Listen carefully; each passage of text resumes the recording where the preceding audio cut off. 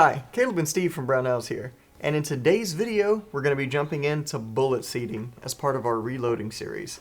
And honestly, Steve, I think this is the last part of like the basic reloading. After this we'll have a complete cartridge. If you include crimping with this, yes you will. Alright, well let's include crimping with this. Alright. So, Steve, what do we got here? So we have our, well, let me just kick it off with, we got our 9mm and our 223 that we've been working with. Basic pistol and basic rifle calibers. Perfect.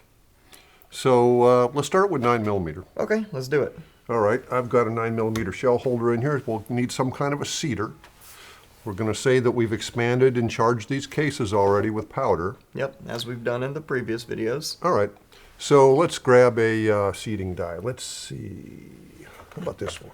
Yeah, let's go for it. This is from Lee Precision. And it's got the tapered bottom in case you're using the Lee automatic bullet feeder that lets those fingers spread and put the bullet in there. Okay. They're pretty cool, actually. Yeah. So we'll put that in there. And I have not adjusted this yet. So I'm going to put a case in. For this trick, I'm going to need an ordinary 9mm bullet. All right, I can make that happen.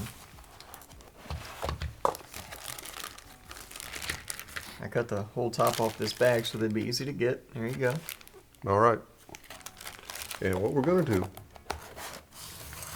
is start the bullet in there. We've already flared the case, so it'll stick in there a little bit.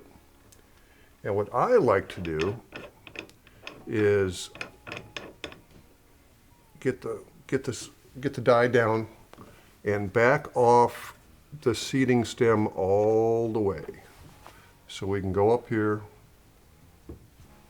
and screw it in until it makes contact with the bullet. Then you kind of know where you're at. Okay, I think we're there. So let's try putting a little more to it. At this point, we have a partially seated bullet. It's not all the way yet. So let's take a quick measurement and see where we're at. And yeah, we just need to go a little bit more, actually. Let's try one more adjustment here.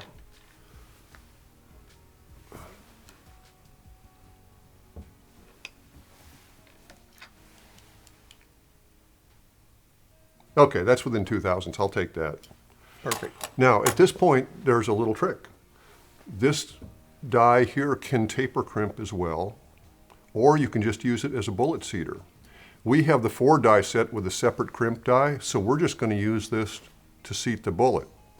But if you wanted to seat and crimp in one operation, let me show you how to do that. Now that you got the bullet at the right length, put it back in here. Undo the bullet stem almost all the way, and then put your case up and start screwing the main die in till you feel resistance. That means you're hitting the crimp area, the taper in there. So bring it up just a little bit, and oh, we've got a crimp now. Perfect. And basically on a 9mm, you're just ironing out the flare. So before you forget now, put it back up in there and put your seating stem down to match your bullet seating depth. Once you do that, you're set up to seat and crimp in one operation.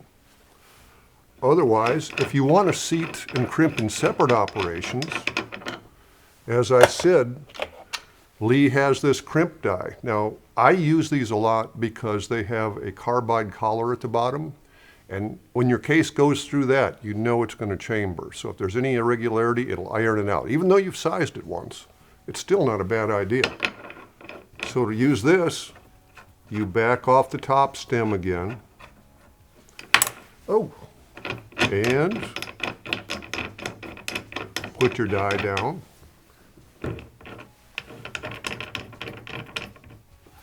Nice and easy. And gingerly put it up there. Make sure there's no resistance yet. Now screw in the crimping adjustment until you feel resistance. I got some resistance now. Now I'm going to put it in about a half a turn. Yeah, that feels about right. And I've got a nice crimp. This is nice on a progressive press where you can seat bullets in one operation and then crimp them in another.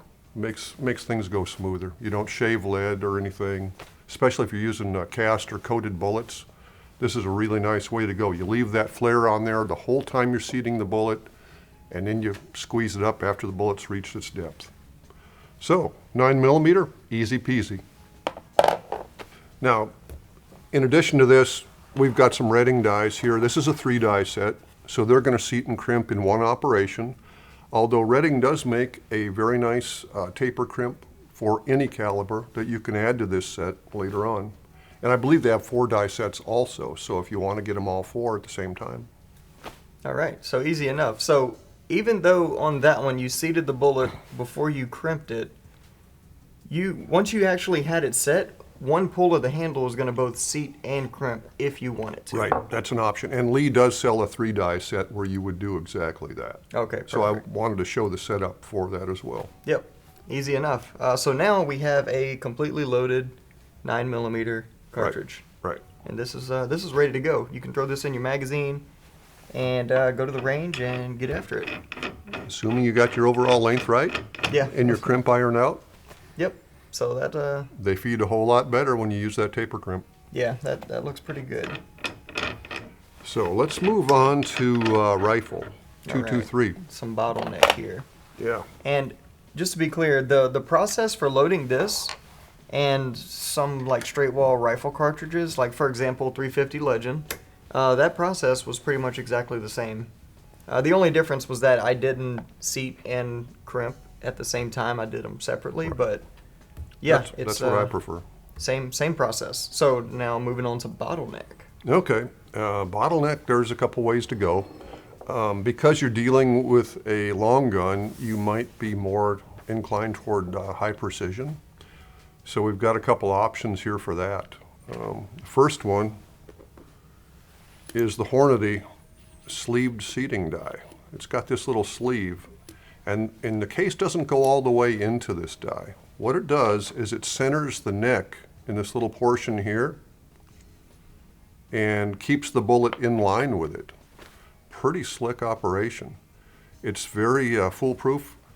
You don't screw it in, but I think 3 or 4 threads to use it, simply because of the length of the rifle case going up into it, and you're only aligning the neck. And you can seat and crimp at the same time with this, or you can use some kind of crimping die later after you've seated the bullet. Or if you're shooting bench rest or varmint, you may not crimp at all. You may have sized that neck just the bare minimum to accept the bullet and put it in there. Yeah, and if you're shooting something like an AR-15, something that's magazine fed, definitely I would recommend crimping. Oh, you got to crimp then, definitely. And then moving up the scale a little bit, or down, depending on when you look at it. This is a really neat idea from RCBS. This has a window to put your bullet in. And let me demonstrate. This is kind of fun, actually. It's got a micrometer adjustment. It's got all kinds of neat stuff. And what you do, you use an extended shell holder with it because so much of the case goes up into it. The shell holder makes room for the window, basically. And you take your case, put it up in there, and I'll need a bullet for this trick as well. All right.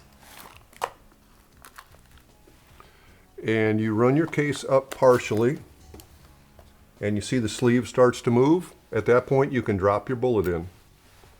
And out pops a partially loaded round. Now we just need to dial it down in. I wanted to leave it facing toward you so you could see what's going on. Let's see if we're any closer now. Just a little bit more.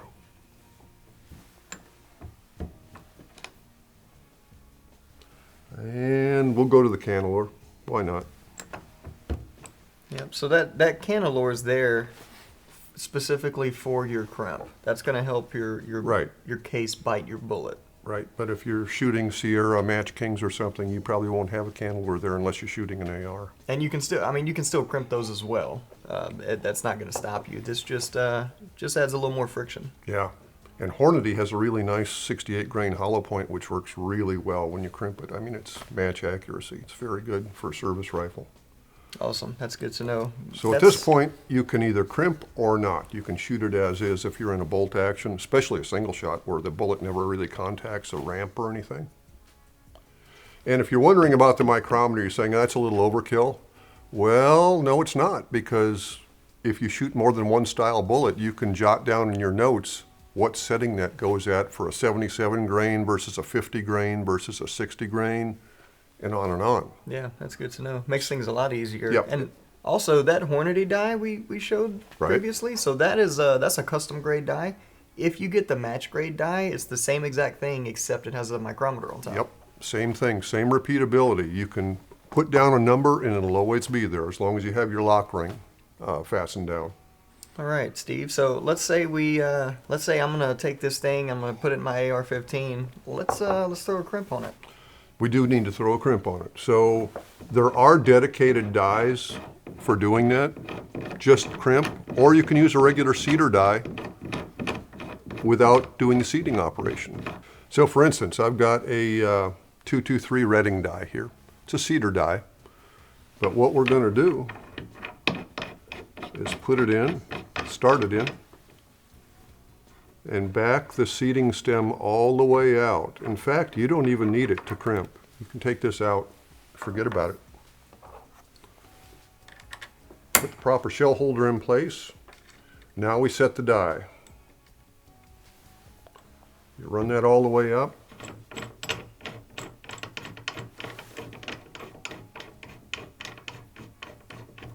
Now when you feel resistance, you know that the case has hit that tapered area in there for the crimp.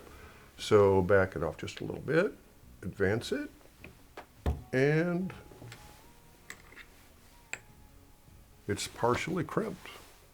Actually, I ironed out all the crimp, so like in a bolt action or something, that's probably where you'd stop. You don't want to crimp it inward. But if you're shooting service rifle, yeah, you want a little more than that. So I put a little more effort into this, and we've got a crimp on there.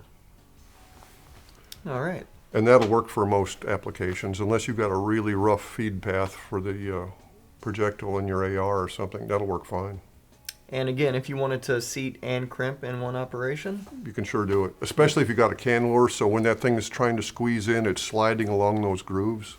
nice. No problem. You're not shaving stuff off the side of the bullet. Yeah, that's good. So yeah, all you would do is throw your seating stem in, put it to that depth, and go to town. Yeah, and a lot of times I do just that.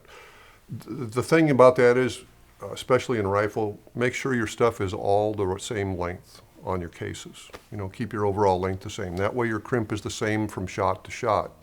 That means the bullet pull stays the same from shot to shot. Right. So in order to do that, especially if you're picking up brass off the range and whatever, you're going to need to get that overall length the same. So we'll talk about trimming brass in a future video. Yep. But with that being said, that's all there is to it. We now have a complete straight wall and bottleneck cartridge. And it's not hard. Just follow the instructions in your dies, and you'll be fine. All right, excellent. So with that all being completed here, we're going to have more videos to add to this. We're going to go into some more advanced techniques, talk about some other things. But if you have any specific things you would like to see, feel free to let us know in the comments down below. Or as always, if you need any help, feel free to give us a call on the tech line. We'll be happy to help you out. Thanks for joining us, and we'll see you next time.